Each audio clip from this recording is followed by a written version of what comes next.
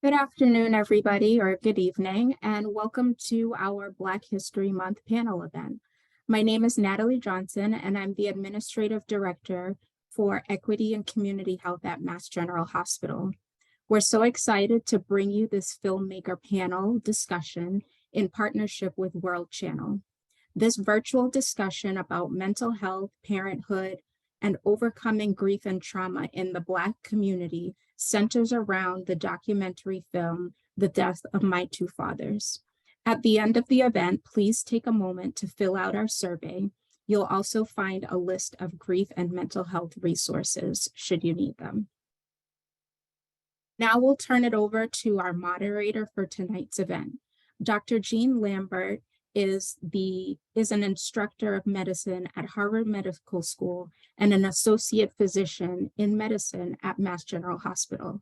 He's also the medical director of the Addiction Consult Team, which is part of MGH's Substance Use Disorders Initiative, which cares for people with substance use disorders across the continuum of care.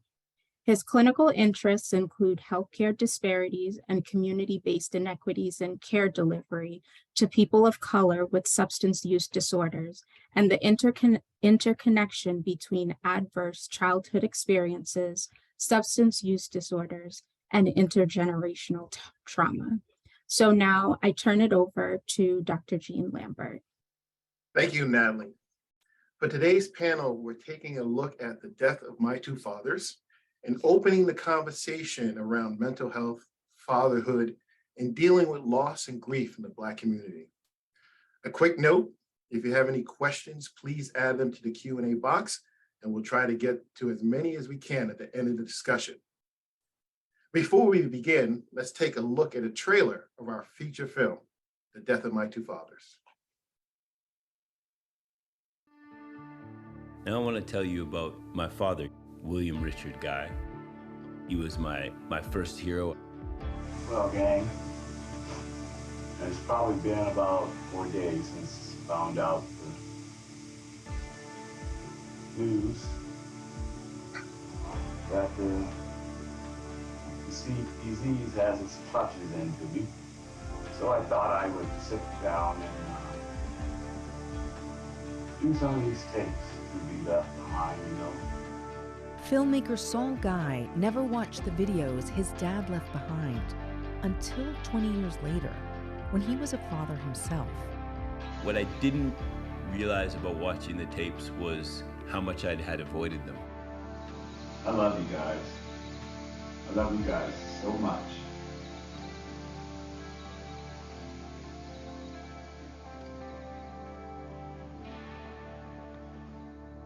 Then I got a call. My stepfather, Frey, he'd had a fall. He was the polar opposite of my father. Whereas my dad lit up a room and held the space, Frey made space for everyone else. And what my big sister Travestine taught me is we don't run from fear.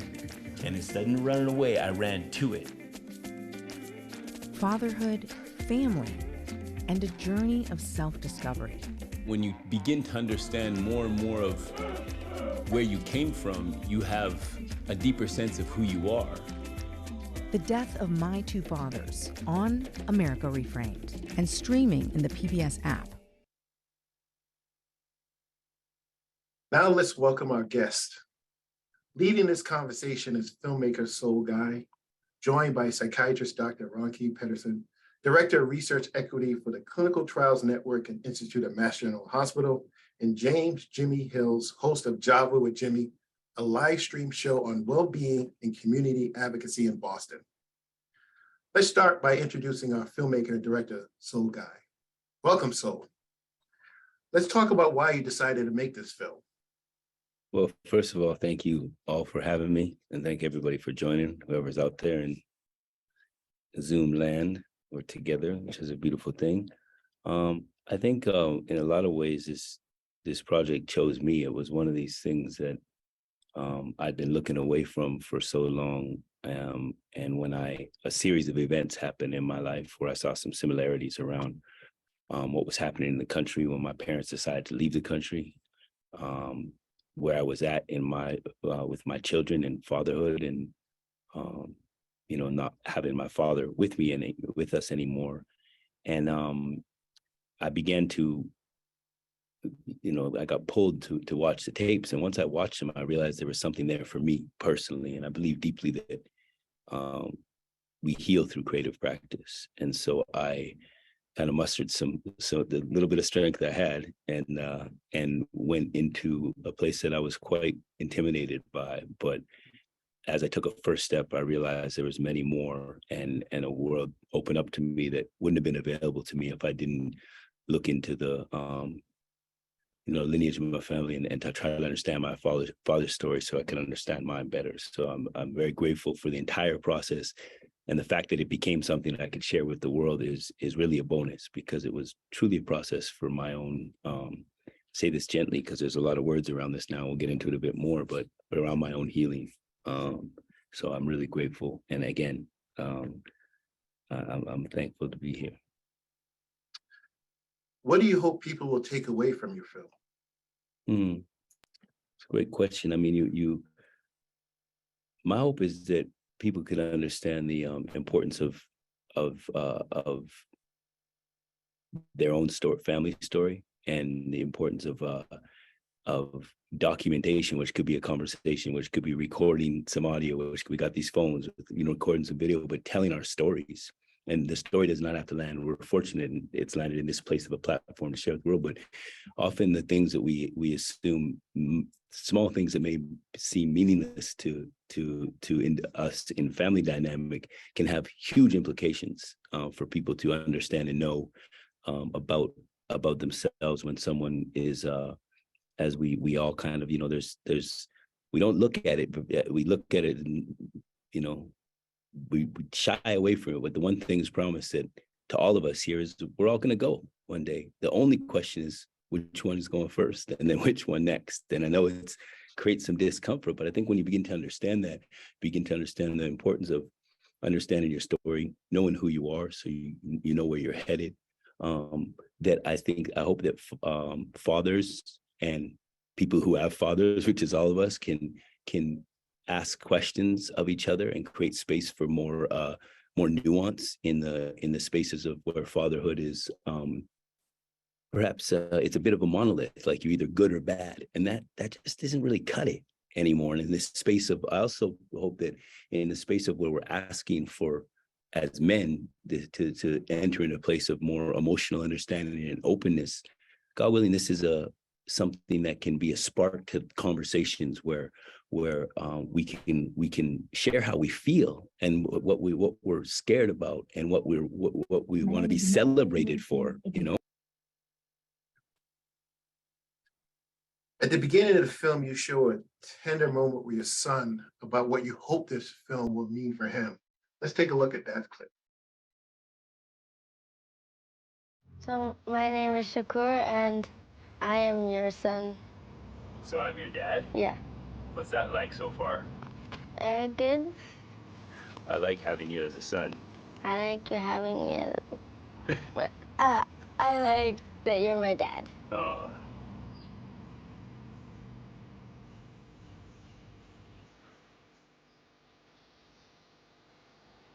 You're 11 here. You're 13 now. You'll watch this when you're 14 or maybe 23 or 45, I don't know. And who knows what this footage will look like by the time you watch it. Like how this footage from '88, when I was your age, looks to me now. Yeah, I'm from Grand Forks too, and I play basketball in the city. It was all high-tech and amazing then. Now it just looks like ancient times.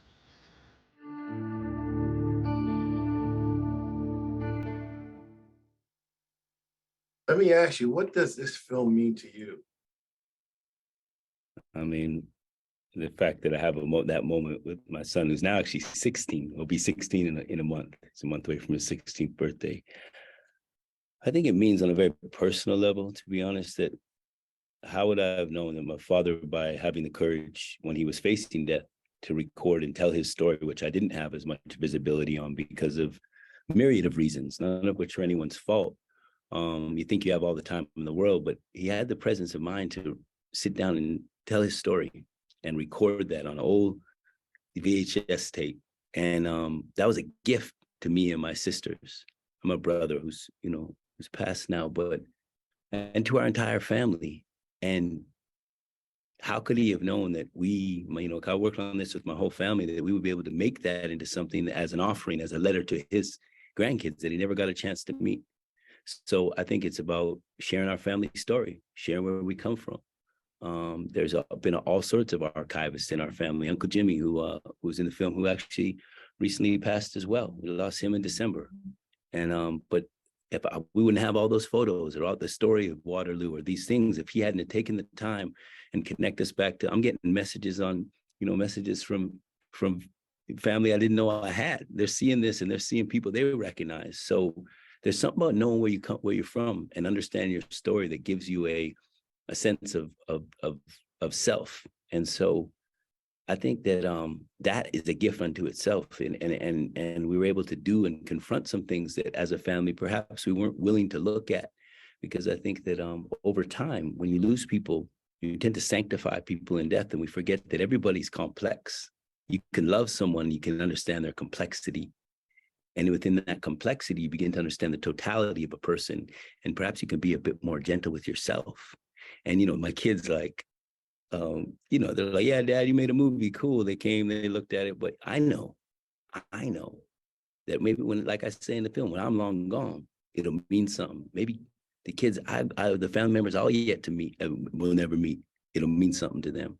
And I come back to the beginning. This is available to all of us. And I encourage people to do it. And I encourage that space of reflection and confronting these losses and this grief that we carry. There's pain in it, and there's a lot of joy in it. Yeah. I'm impressed by the journey you took, the 20 years it took for you to actually look at your father's films before you embarked on this journey. Yeah. The journey of this film, what were some of the greatest challenges you faced when making it? Well, first, you got to get your family on board. If you really want to shake things up, tell your family you want to turn the camera on them.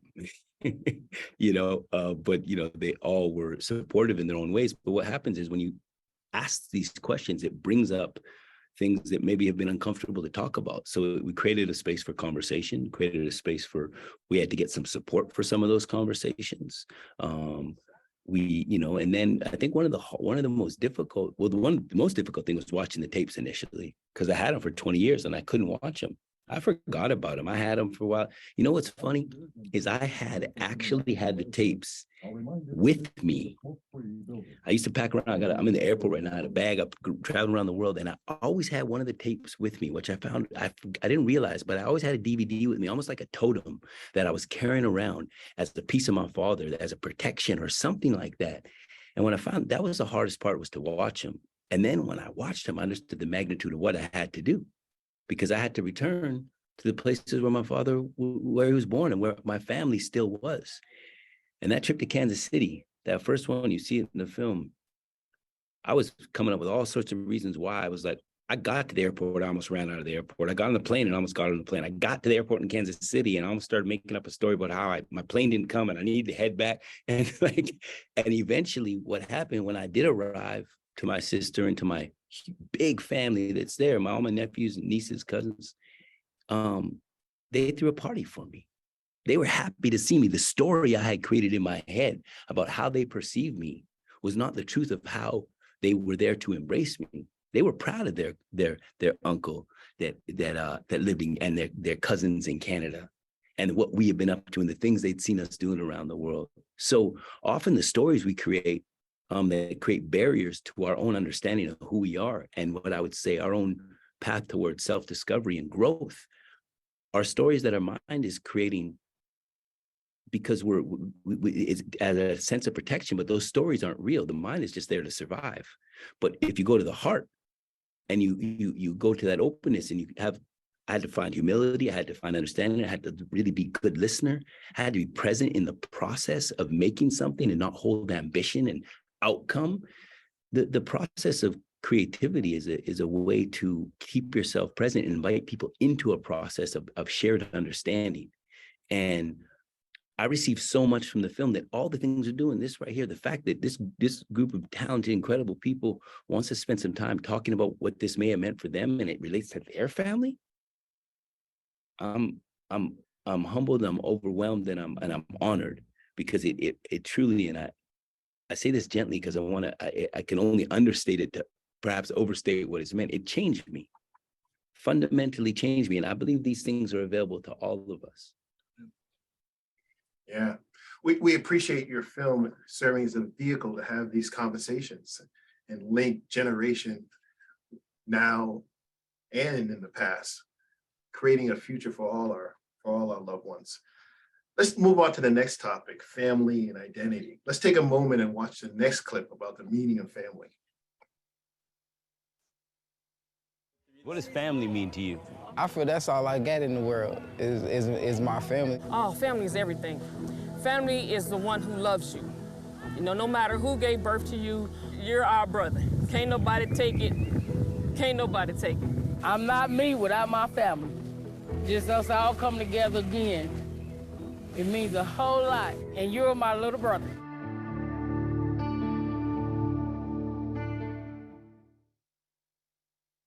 So I'm going to have Dr. Pederson join you for this next series of questions. The first question is, how does the definition of family, parenthood, and siblings vary across place and culture?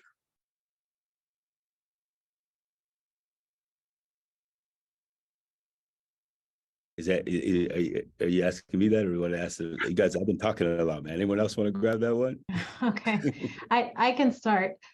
First of all, I want to say, thank you, Saul, for sharing your story, because in sharing your story, what you've done is invited the rest of us into that space with you so that we can reflect on our stories as well.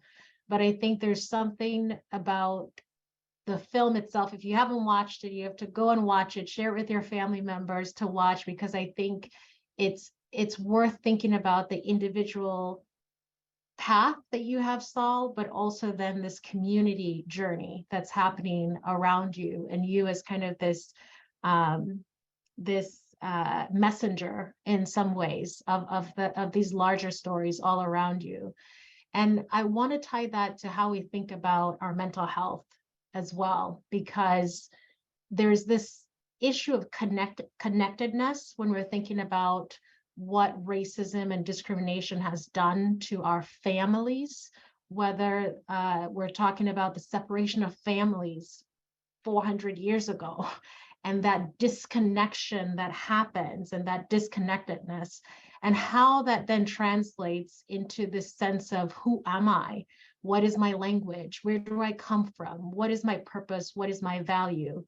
And part of my role as a psychiatrist, I'm a psychiatrist at Mass General Hospital, an assistant professor at the Harvard Medical School. And part of my role there is to do research on mental illness stigma. And in that process of thinking about stigma, I tend to focus a lot on storytelling, where people tell their stories about their experience with depression or their experience with addiction. It's one thing to come up with a theory and say, oh, hey, this is what substance use is, this is what depression is, this is what mental illness is. It's another thing to talk about your lived experience and how powerful that lived experience can be. But this issue of connectedness, I think, is something that you really highlight. Connection to family, connection to origin, connection to, where did I come from? Because sometimes people are rejected by their family. And I think it's wonderful to see this image of acceptance and love. But as you say throughout the film, this holding, this intention, the grief and the pain, but also the joy and the love, and being able to not let either one kind of completely overwhelm the other. Because if you focus so much on, I just want to be joyful all the time, I want to be happy all the time, you'll eventually crash, right? And if you focus on the grief and meditate only on the grief and pain, you'll miss out on all of the joy. And all of those things, and we'll talk, about these things, I think, as we go along, they're when you talk about grief and pain, there's stress hormones attached to being in a constant state of pain or grief that then put you at greater risk for depression or anxiety, because they're the genetic causes, right, that we think about, but there's also the environmental factors. So you talk about the building up of these stressors over time, whether you're talking about the biological genetic predispositions to being at risk for depression, anxiety, substance use issues. But then you have these environmental factors that particularly affect the Black community in a way that is both historically relevant, but also in the more contemporary space, then it continues to be relevant. So I just want to, kind of bring in to the conversation this idea of connection that you really hone in on, and the importance of that connection and how that impacts our mental health in the Black community and all of these other factors, that come into play, thinking about the individual, but also thinking about the community.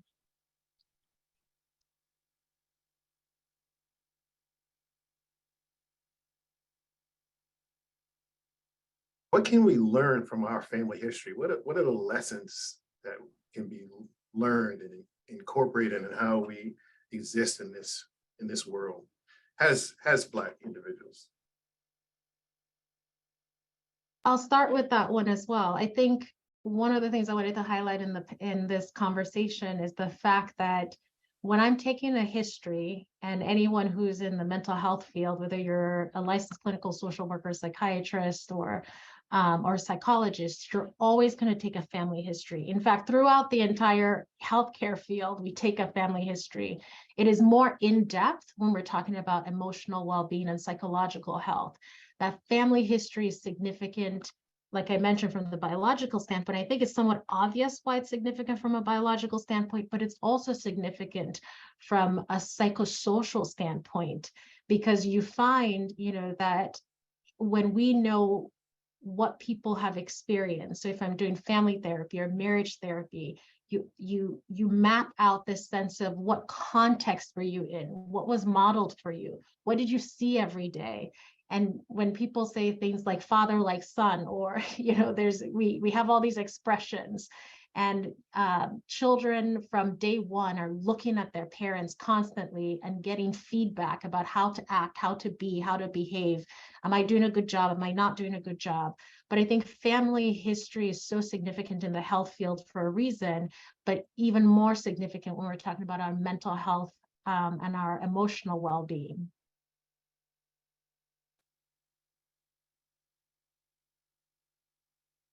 A final question, and feel free to anyone to answer. What does it mean to belong in a family or community, which was such an important theme in your film?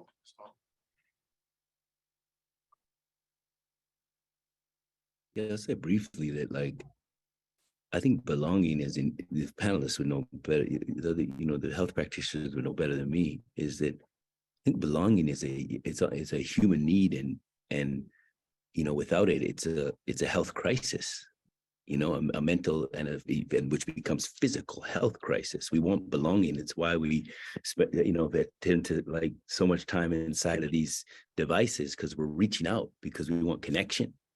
And I think that while we may feel that we get it in these technical spaces and it is a bridge, I'm not here it appeals to me that the person to person, we saw the lack, what happened during COVID, and how much, within all these systems that, became dysfunctional, the system that was functional, and what got us through was people. We forget human to human, people to people.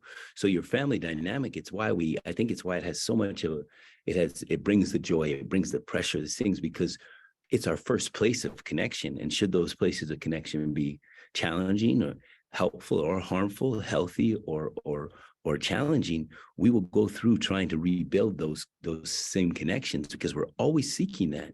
There's something that happens in exchange as human beings. And I think that our family dynamic, and even when we have hard things, going towards them to have dialogue, to change the story. And as I understand from a little bit that I know in psychology, is you can always create a new story. It's a great book that I love to reference. One of my favorite books called Healing the Mind Through the Power of Story. It talks deeply about the idea of these, and this is why I work in this space, is like stories shape and change and shape the world that we live in. The stories we tell ourselves dictate how we present ourselves. And you always have an opportunity to create a new story. And often that begins with confronting your family story, or elevating your family story. You have a moment with your uncle on his relationship with your father. Let's watch that conversation and talk about what that meant. You know, you don't have a lot of people that are very, very close to you that touch your actual soul. Well, he touched my soul, and I think I touched his. And so I just thank God that he was in my life for that amount of time. I miss him. I miss him a lot. I have missed him over the past 20 years.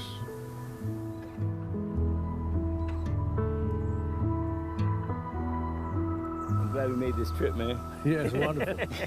Yeah. Well, it's like you said, man, you got the memory. What was incredible and what I didn't expect was when you begin to understand more and more of where you came from, you have a deeper sense of who you are, and perhaps that strengthens your resilience for what is to come and who you become.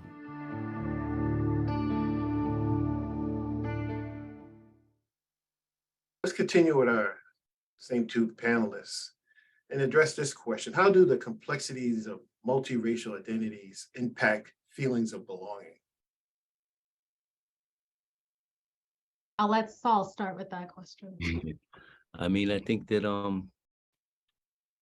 it does start with it's a real, like, where do I fit in? But two parts make a whole, regardless of what those parts are composed of. And when you begin to integrate both those sides of your family, and begin to show up in the world, the truth of it is a mix. My mother's a white Jewish woman, born into that lineage, but I, the world has only always seen me as a Black man.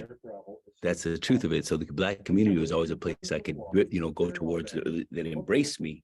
But to understand myself is to understand the fullness of my family. And I think that it's very important to see that as an opportunity. So many people are mixed or come from different places in the world that we're living in. And, not to be idealistic or utopian, but I think that these families that are blended, as they say now, or these new words we use for them, it creates an opportunity to. It's very hard to other people when you look around your family and you see people that look different than you do, that make up who you are. So in some ways it's a challenge, but in other ways it demands a deeper exploration, and it demands I think a place of compassion and understanding, and I hope it makes you ask more questions. And you can also, on the other side of it, you can feel like you don't know where to fit in. And that happens in your formative years, but there's people who help you along the way that point you in different directions. So yeah, it's a full bag, but I think it's, if you don't begin to inquire, we're all here trying to understand who we are and where we're from. Doesn't matter what makeup you are, but I think it was a gift at the age I'm at now, and I look at the world, I believe it was a gift, but it gave me ability to be bridge, to walk in worlds, but to be myself, because you are uniquely yourself, even though you're made up of many parts. That's really well said, Saul. And one thing that comes to mind when I think about multi-racism and kind of holding together different identities within yourself is that is a very American thing too, right? And part of the beauty of the country is the fact that there's so much diversity, even though there's a lot of segregation and there's, certainly so many issues within that diversity, but it is a country that can't just kind of keep going forward and saying we're just all separate. Like it's forced to engage with this question of how do we form family together. But I also think about the fact that within a racial group, there's more diversity than biologically than across races. And that race is a social construct in a lot of ways. So when we talk about your predisposition to adverse health risks, you're talking about something that's it's not because you're Black that you're more likely to have, cardiac issues in and of itself. It's not your race by itself. It's not the biological aspect of that. The issue is how all of these factors that we're talking about, the social determinants of health, come together to limit your access to care. You talked about your brother, Saul, in a different part of this film, and you described, his death as a combination of unchecked health, lack of opportunity, and centuries of racism, among a number of other things. And the unchecked health part is one of the things I want to hone in on, because there's so much delay in seeking treatment that happens in our communities. And the reason for that is so multifactorial that you can't just pick one thing and say, oh, look, we fixed the problem. From being in situations where you just don't have time. Like if you need to go see the doctor, when I was pregnant, needed to go see the doctor, I needed like 3 hours, 4 hours out of my day, like during the workday, to make that happen, because the clinic is open from 9 to 5. We have, the financial constraints. Then we have representation issues where people come in and say, I have pain, I'm suffering, and you're quick to be labeled or stereotyped. And when you have those repeated experiences, and Dr. Lambert can speak to this too from the perspective of addiction medicine, but when you have those repeated experiences, then you're told you don't belong in this system. You talk about belonging when we're talking about family, but then there's also this belonging that the health system is supposed to be designed to take care of me, but now I don't feel cared for within the system. So why return to it? Why keep coming back to it? So there's a lot of research out there that Black men, don't go to the hospital, don't check in with their doctor, don't have annual checkups and things like that. So all of those things play into this idea of that diversity within the race, but also the diversity across races, and how this social construct of race is really arbitrary, but we have to find ways to live within it, because by virtue of being a Black person, your health risks increase, not because of the biological makeup of your body, but because of social constructs that have been designed to create health systems that don't work for the Black community, for example, and other underserved communities. Well said. How can learning about family history help people overcome generational trauma?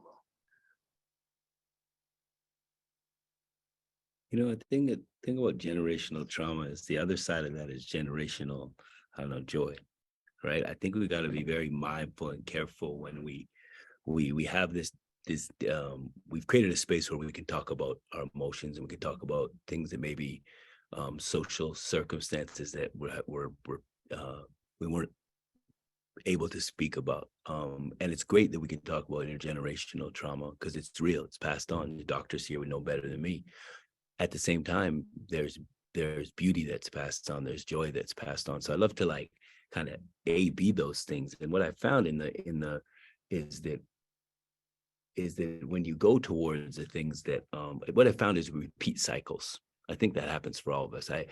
I knew that I had there were cycles. It's say in the film, there's these cycles in my father's life that mirrored mine, and I knew there was some. And as I looked at it closer, I found things that were small habits that kind of brought a smile to my face, or other things that were so obvious that I hadn't seen that needed for me that I was able to address. So I think about not passing on to my kids. It's, it's a line, what I say in the film is we don't heal, what we don't confront, we pass on. And that is true. And what I found is that when you go to these things, I don't want to make a performance of healing, that it was some immediate thing that happened. What you find, though, is if you go to look to something that is a pattern and you can acknowledge it, and I think this happens on the person to person, it's on the macro, acknowledgement gives an opportunity for a slight adjustment. I won't go as far as say it's healed and it's fixed, but it's like perhaps you touch the little space that allows something to be more circular, and it's not. It might take a generation or two to but you have an opportunity to not repeat the things that were harmful, or to recognize what has been helpful and double down on that, and be able to reflect both of those things. So I think that yeah, there's what is fascinating to me, and I need to learn more about it, is just how these things really are imprinted on our genetic code, as we're finding out now. And if some things are feelings, like even the feeling, I could not have anticipated the feeling I would have when my Uncle Jimmy took me to stand at my great-grandfather's grave. I was like, oh yeah, we're in Waterloo. I had all this other stuff planned. He said, well, I'm gonna take you somewhere. And he took me there, and we found the grave. And when I stood and I looked down and I saw the original William Guy, my dad's name was William Richard Guy. And I looked, I'll tell you, I had a feeling go through my body that it was very real. And had I not asked questions about our family, I wouldn't have got that blessing. I didn't know where that place was, but it gave me something. So I think when we seek these things out, we receive something. Some of it will be challenging, others will be priceless gifts.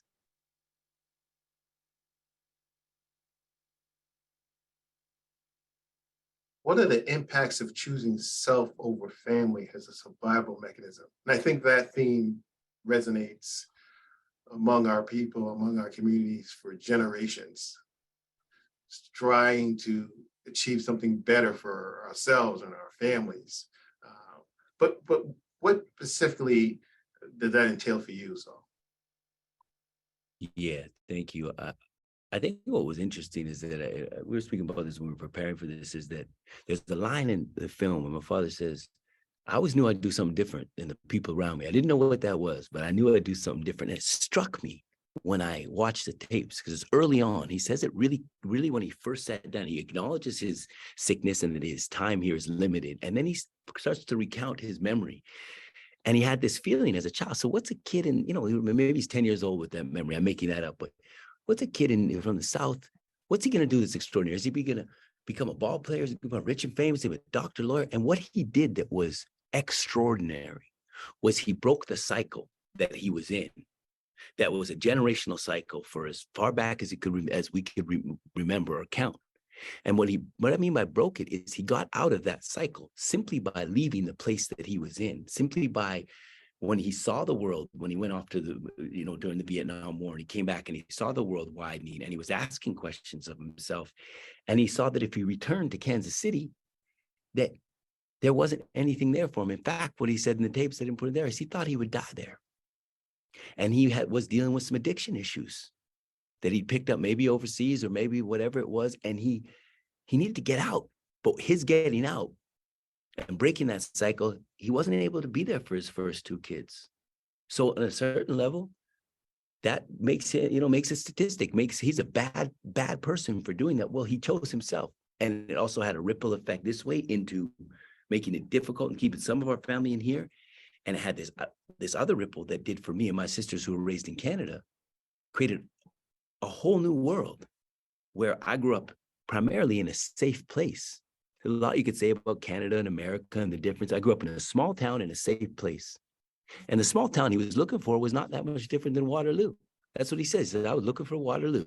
He was looking for somewhere where he saw a family, where he saw a dynamic, where he could raise a family and have a second shot. And I think what you got to recognize perhaps is that these, when you're choosing, if you do choose yourself and you're in that difficult circumstance, as life has it, inshallah, you'll be presented the same thing will come around as it came around for me with my stepdad. What will you do in that moment? And what I'm proud to say about my father is each time he was represented with maybe a similar circumstance, he grew through it. And I pray that we have enough compassion and space for people to make mistakes, grow from those mistakes, own them, and do better the next time. We can't just vilify people for, and the last thing I'll say is that the lane that you have when you're in fatherhood to do right or wrong, which is usually tied to a financial requirement, doesn't take into account a lot of circumstances and things that a lot of men go deal with and fathers deal with. I used to really dismiss anyone who wouldn't be there for their family until I became a father, until my family came apart. And I started to see what it was like to fight my way back in, to create space to be there for my kids. And I recognized how, if I was unable, or if in my anger, or if in my frustration or circumstance, maybe I missed a week or 2 or 3, you can drift away real quickly. And the reason you're drifting and not being able to get back is because it's painful. It hurts to be separated from your family, to feel like a failure because you couldn't keep your family together. If it was your fault or whatever, you feel like a failure. There's nowhere to talk about that. You feel you don't know which way to go. And if you don't have support of people that are encouraging you to go back and do your best, time can pass. And imagine 2 years passes. Oh, it's that easy to go back in your kid's life. You feel shame, you feel guilt, you feel all the things, and maybe you picked up habits along, who knows? But I pray for that in society, that we offer a wider space for men when we do make mistakes, or we're unable to do the thing that society says makes us a man, that we give a chance to heal that, because I recognize that. I've seen it in my friends, and I'm much more supportive now that I understand how that can happen. And I wish that we could all have that a bit. Forgive me, that was a long answer, but I'm quite passionate about it because it makes me actually emotional, to be honest, because I feel for these families that are unable to find their way back. And what I will say, if you haven't been able to do it, heal that hole in your heart, brothers. Head back towards your family. Even just showing up is enough. Yeah. Thank you. Let's move on to our next topic, being Black in America. In the film, you talk about reconciliation and not running from fear and breaking that cycle, especially for your stepfather during his final days. Let's take a look at the next clip. I thought I was making a story about race, about identity, about family and fatherhood, about America and our broken family that needs to reconcile if we hope to survive. And it was, and it is about all those things. But ultimately, it was about facing my father's death.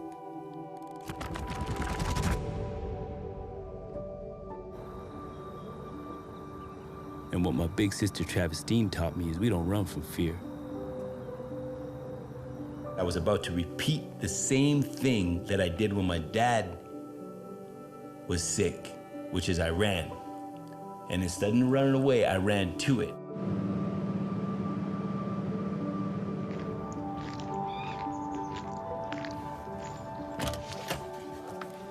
He's back. Hello. Hello. Hey, Frank. He knew that by filming his last months on Earth, he would be able to share something more intimate and more vulnerable than we're used to seeing. Frey hoped that in sharing this with you, there might be something here to help us all with our journey in this world.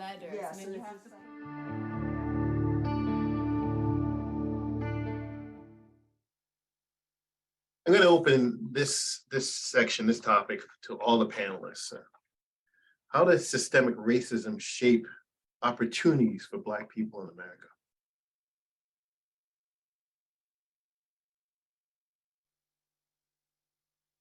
I guess I'll jump in there. My name is James Jimmy Hills. I'm the host of Java with Jimmy, and have a segment in partnership with the Massachusetts General Hospital called Your Healthy Java. And it's so interesting, so many points of affirmation of what goes on in the platform, and as recently as today. So first of all, I need to celebrate you for taking the arts and bringing attention to this issue. To answer the question, because I'm so full and want to give, and being a host, it's interesting being on this side of the desk. And Dr. Lambert, you were doing quite well, sir. How does it shape opportunities? I would say, first of all, that question is interesting. With all due, it almost seems a little oxymoronic, if you will, when you say shape opportunities. Racism limits, depletes, and causes opportunities to almost be disintegrated in a manner that we don't have that many opportunities by intention. And with all that Dr. Ronke mentioned that we deal with, when those opportunities do present themselves due to the trauma in our DNA, due to present day trauma, we may not have the wherewithal physically, mentally, financially to take advantage of those opportunities. And so to go specifically to answer the question, it shapes it in a manner that makes it look like a matrix, a conundrum, with all due respect to children, like three two-year-olds got one piece of paper with 7 crayons and wrote all over that paper in different colors. Imagine that. That's how, if you were to talk the word shape, concept of shape, there is none. It's chaotic.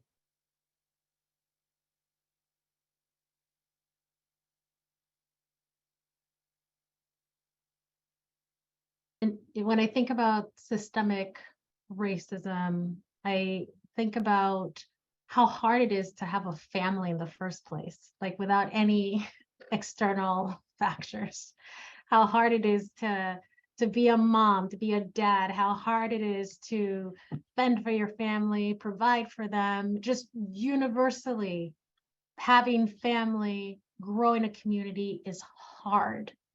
So when you add on systemic structural racism and you add on incarceration of Black men, when you add on, possession of marijuana, which is legal, at this point in most places, you add on all these things to a system that's already designed to be hard, then I think when you think about it, sometimes it's like, if you get out of all of that with some joy and which we talk about Black joy all the time, we talk about Black resilience all the time, but I also think it's important in the mix of all of those things to talk about Black humanity and the fact that we are allowed to be human. And Jimmy and I talk about this all the time, but this idea of like, we are allowed to mess up. We're allowed to talk back to the police officer without getting shot. Because part of it is like, we're now creating a system that says you have to be perfect. You have to have perfect grades. You have to have a perfect life, in order to be acceptable as a Black person. So I think when I think about systemic racism, I think about family. And as a psychiatrist, I talk to families from probably every race, every generation, 80-year-olds, 90-year-olds, 18-year-olds.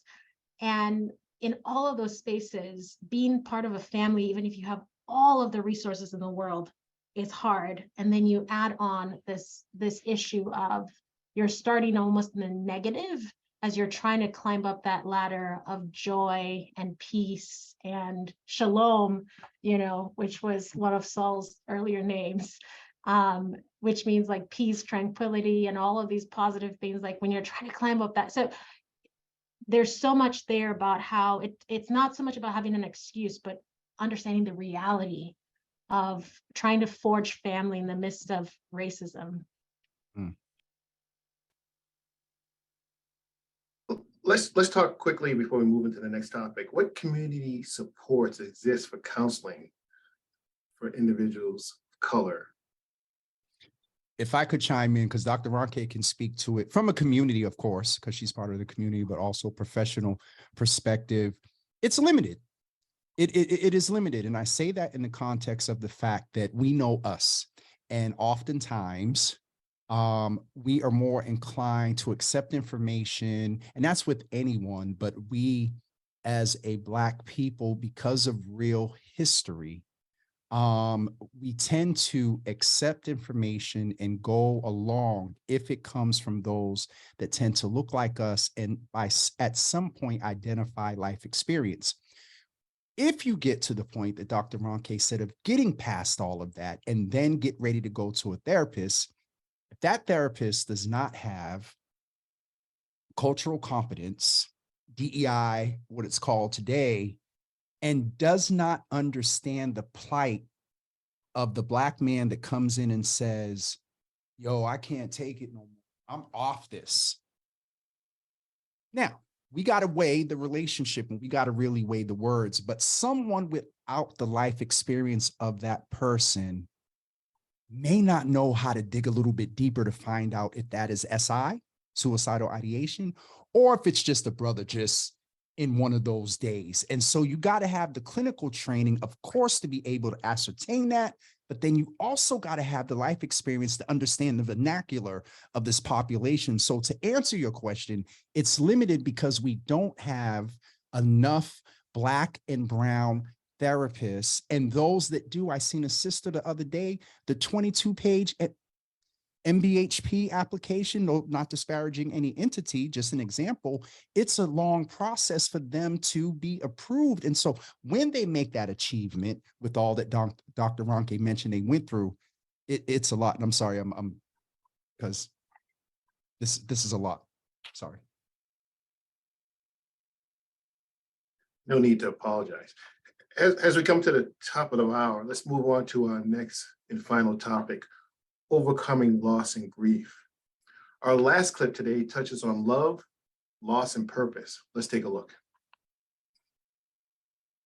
Doesn't seem fair sometimes that once a person learns to love, learns the meaning of love, learn what he really loves in this world, then life is kind of snatched away from under you.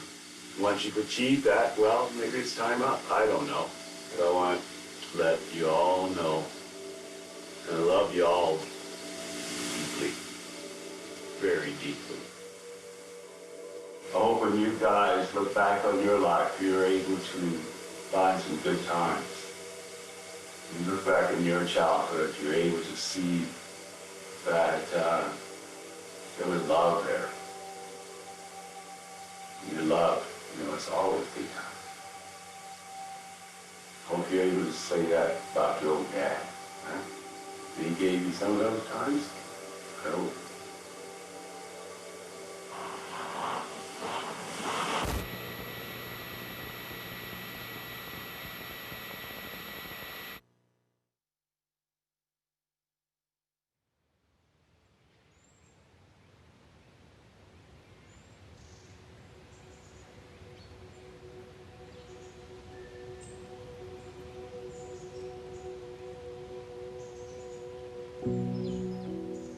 Only in hindsight do I realize how rocked I was when my father died.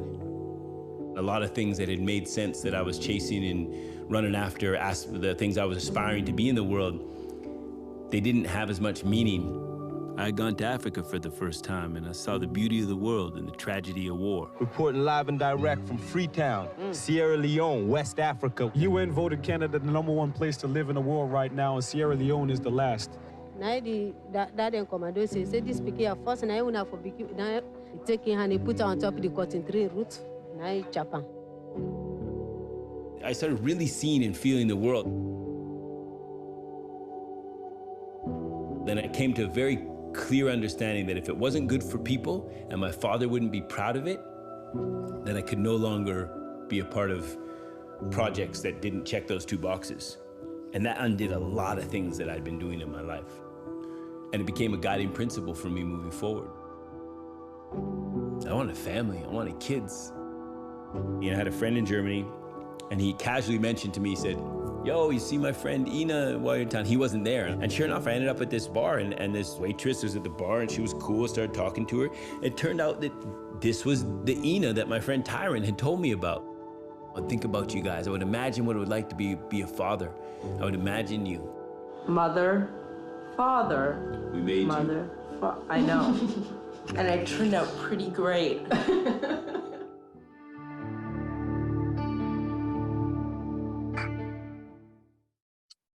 Saul and Jimmy, let's talk about the coping strategies, art, music, medicine, religion, exercise, self-discovery for overcoming loss, grief, and trauma. Where did you learn these strategies? So I'll yield to you, sir. Ah, man, this is a good question. I don't know. It's interesting. No matter how many times I watched that, it just something popped out at me as like a coping strategy is like, and I don't say this to be like abstract, is just, sorry, I'm at an airport, but it's that love is like this great equalizer.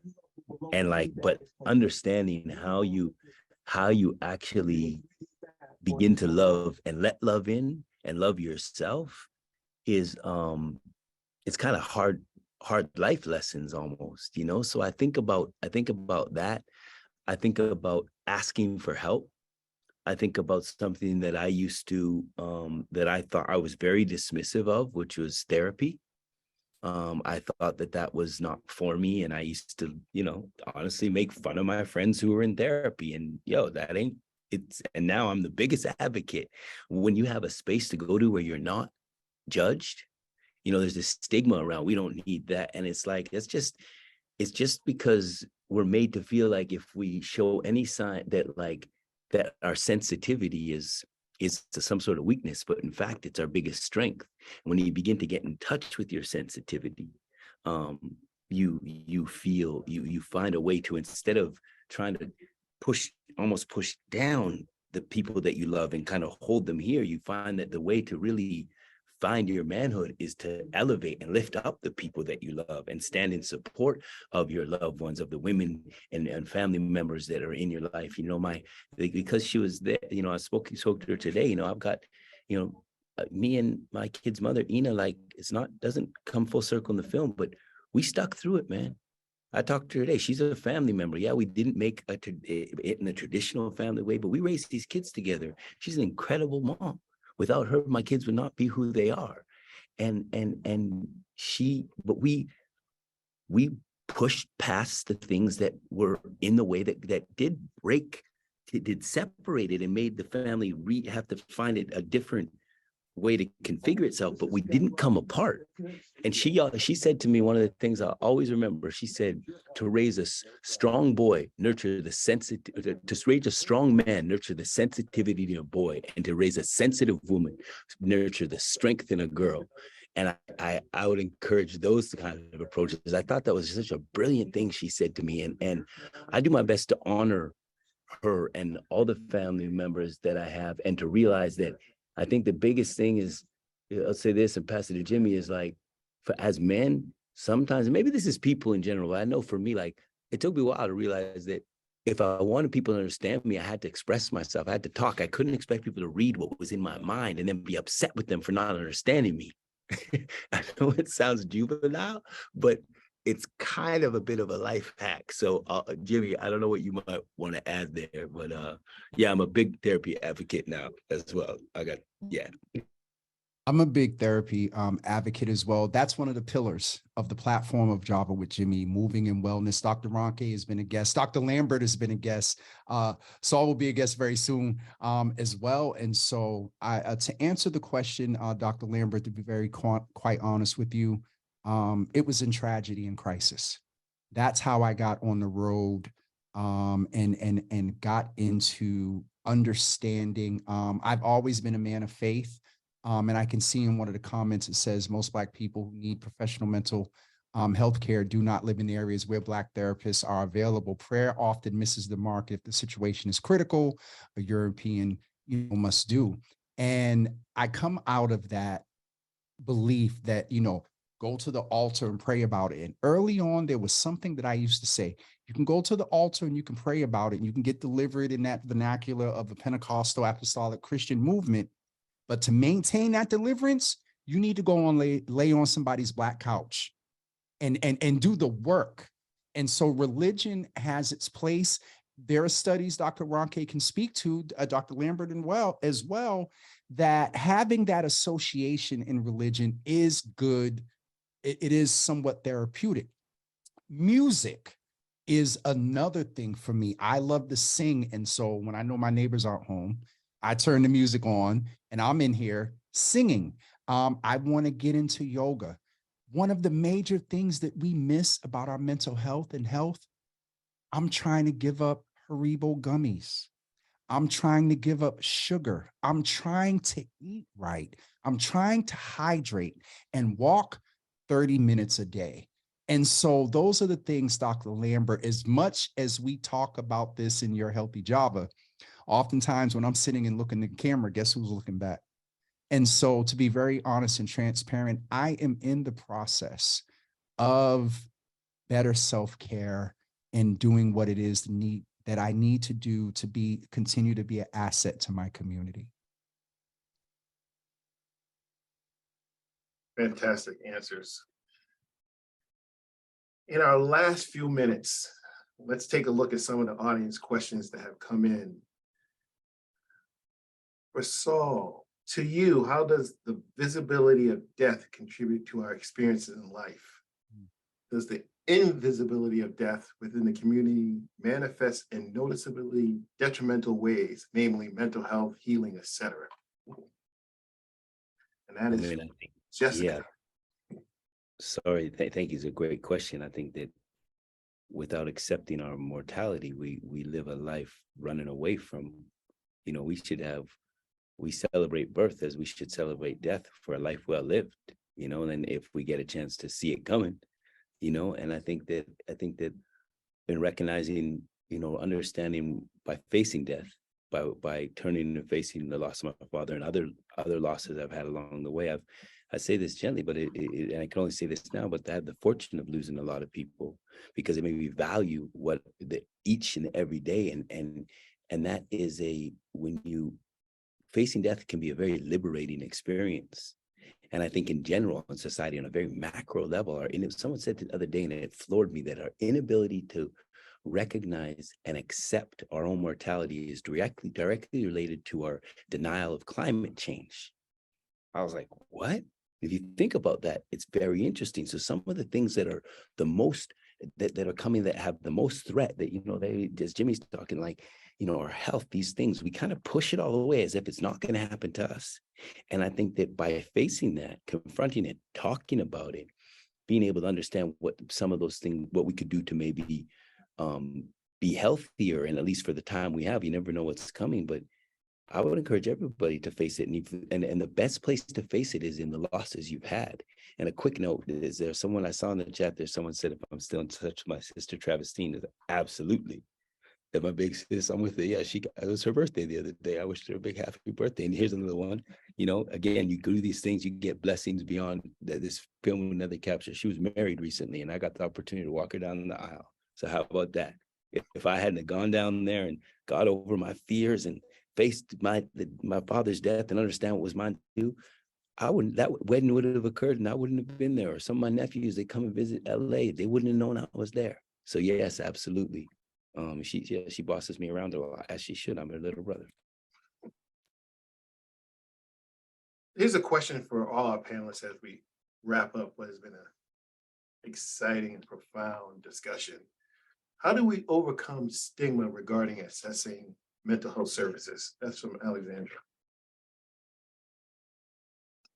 Yeah, so stigma, I can start with that question. Stigma is something that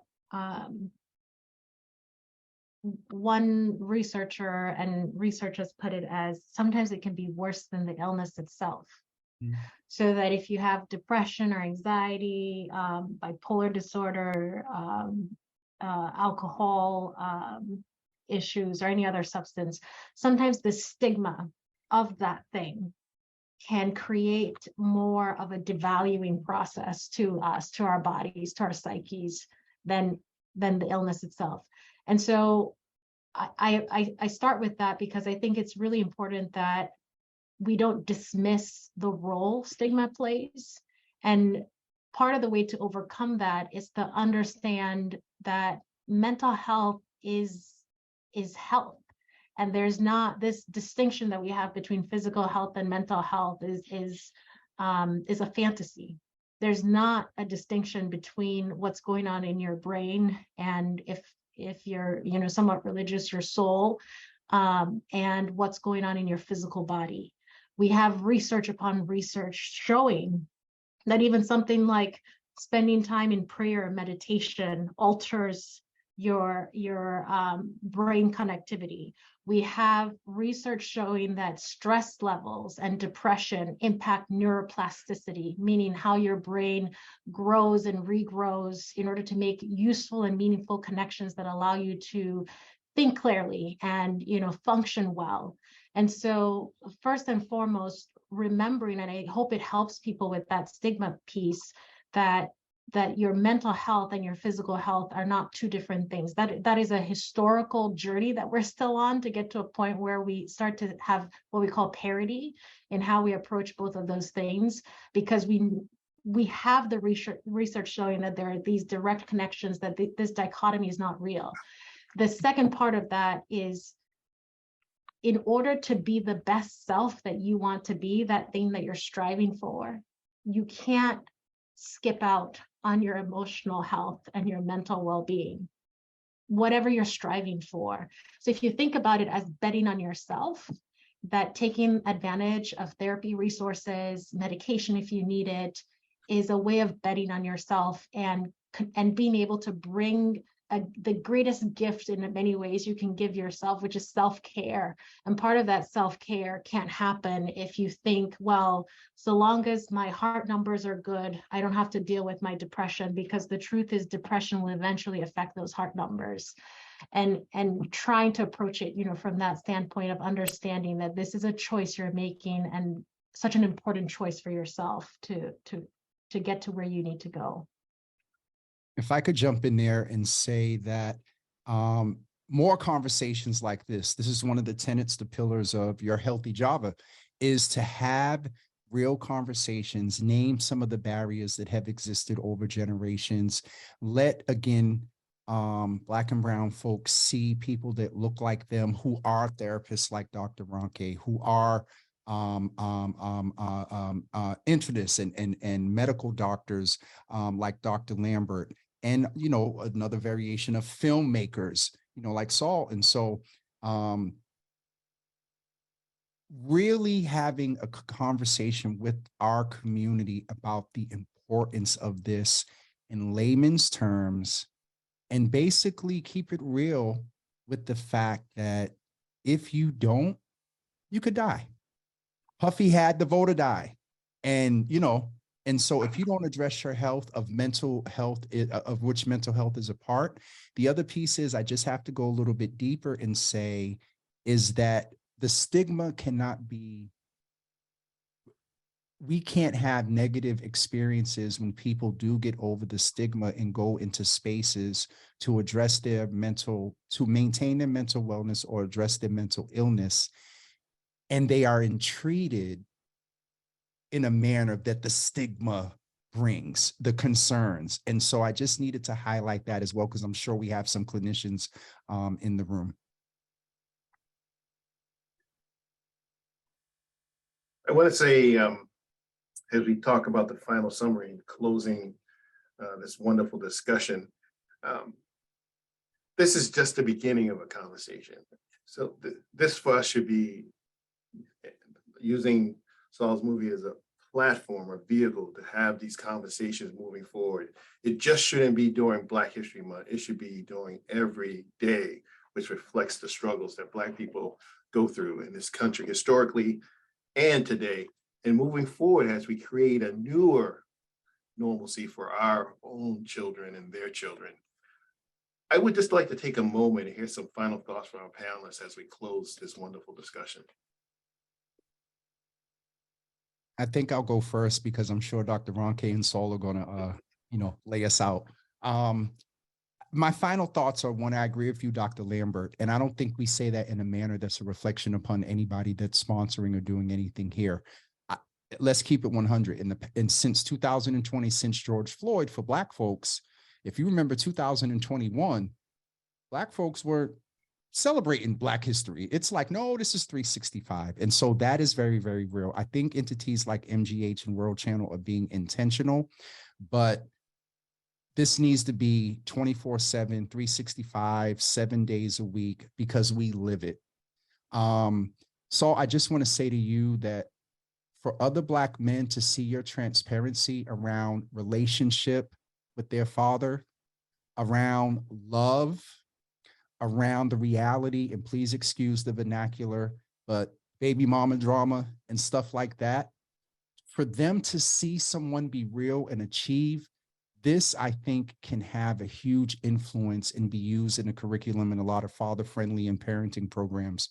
And so I just wanted to mention that. My last thought would be, is if you are someone that's watching this evening and something that was said sparked within you to seek a therapist or seek a doctor, do so.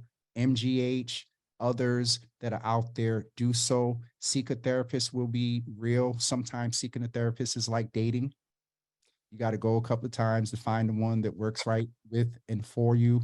And I really believe, and if you're on the other end, if you are a provider, it is imperative that you listen back to this well and take every nugget that helps you no longer perpetuate a lot of the negative stereotypes that a lot of Black and brown people have experienced within the medical industry. Thank you all so much for this opportunity to be with you this evening. My family is from Nigeria, and one of the things in West Africa is oral history, right? That is so significant to us, the transferring of that, the generational stories and things like that. I think, you know, as I was watching this, Saul, I kept thinking about how you are taking back that power of owning your history and writing that history and just connecting it for those who came before you and those who come after you.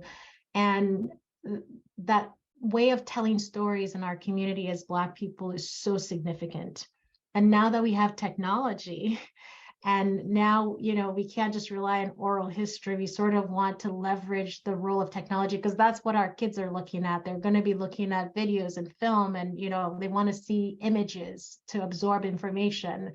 And so I just want to commend you on telling your story, because I do think in any one story we tell about any one of us, there's a way in which we enter into your story, and it's our story too, because there are always things within your story that that others can connect to. So you tell the story of your individual journey, but you also tell the story of an entire community, and you give life and bring life to all of your siblings and your nieces and nephews, and you just bring this this space for them, this platform for them, so that we can also connect to them. And so I just want to really highlight that power of storytelling and how your storytelling has invited us into a space that hopefully has given life to someone in this process. Certainly, it's been really helpful and reflective. And I think about my father and his mistakes, and how over the years, as I've become a parent, I've also learned to be more compassionate to him and to my parents. But that's part of infusing life into that which was painful and grief-stricken, and being able to see the seeds grow from that soil. Because what's fertilizer, right? It's usually not the thing we put on our tables. So I'll end with that. Yeah. I mean, thank you all so much. I mean, it's such a could feel the heart that you put in to be in service of others. You know, I'm deeply humbled the fact that this film, it was just, you know, I hope that it would create some conversations, and the fact that it created a conversation as dynamic as this, and inshallah that's happening in other places as well. I'm grateful. And, you know, we have at the deathofmytwofathers.com, there's a conversation guide, there's curriculum. We try to build tools for these things. It's always been very important for me to if you feel inspired at moment of, that's why I make art, that's why I create things, is because if when we have new stories, we have new possibility, we're hardwired for stories, so we can take in new information, we can accept, we can dream a new possibility, we can imagine a different outcome when we shape something in a story. And I think our responsibility is to provide some tools for people to take those steps. So please, you know, the thought that, you know, we've been doing screenings also from, you know, health practitioners like yourself, end of life care, to like incarcerated men. And these are places that like I've received so much. And again, I received that from all of you, and from my family. I'm deeply honored. And I would say that, you know, they say you got to feel to heal it. You got to feel it all to heal it all. And sometimes those feelings are, there's not like when we throw out these words of healing and of you know, I believe in the healing through creative practice. Guess what? It's a bit messy. It's not. I'm not going to promise you going to therapy is an easy ride, but like you do get in a space where you look forward to it. You get into a place where, like, I used to run from conflict and confrontation, not to make conflict, but when things show up in our lives that require our attention, require us to confront them, to show up with the best we know how. I encourage us all to do that better, and to know that, you know, you don't always have to agree with the person that you're looking either in the mirror at, who's telling you ain't enough. That could be yourself, or the person across that has a different opinion than you. You don't have to agree to gain a new understanding. And I think cooperation, understanding, there's a unity that exists in community. We need more community. We need to show more love and respect for ourselves and one another. And if in the smallest way, this film or some of these conversations have been a catalyst to that, then I'm deeply grateful. And just to bring it fully around, is we all have the capacity for that, to show up for ourselves, to show up for our family, to show up for our community.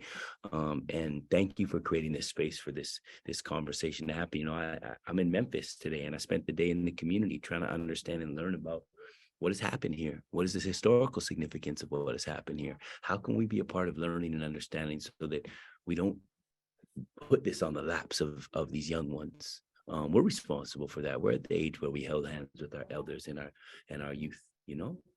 So I'm deeply inspired. Thank you all. Thank you for these beautiful questions. And yeah, I'll leave it there because I could go on forever, but I will not. In closing, I want to thank our guests for this conversation. It's been extraordinary, as well as our partners at Mass General Hospital and World Channel. We leave you with a few resources we encourage you to explore. And we hope you will take a moment to take our survey so we can continue to curate impactful conversations like this one. Thank you all again for joining us here today. The Death of My Two Fathers is now available for streaming on worldchannel.org, YouTube, and the PBS app. Be sure to subscribe to World Channel's newsletter and the YouTube channel for more films and filmmaker interviews.